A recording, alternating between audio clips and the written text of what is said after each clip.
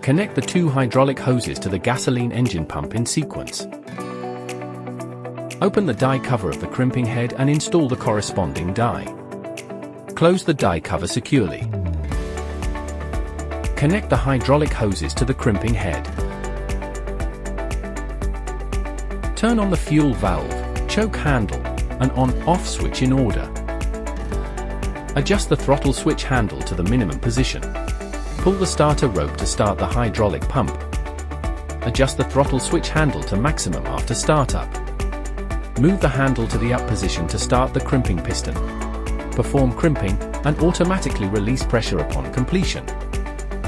Move the handle to the down position to retract the crimping piston. Before shutdown, reduce the throttle switch handle to a minimum, turn off the on/off switch, then close the fuel valve. Disconnect hoses and install dust plugs when tools are not in use.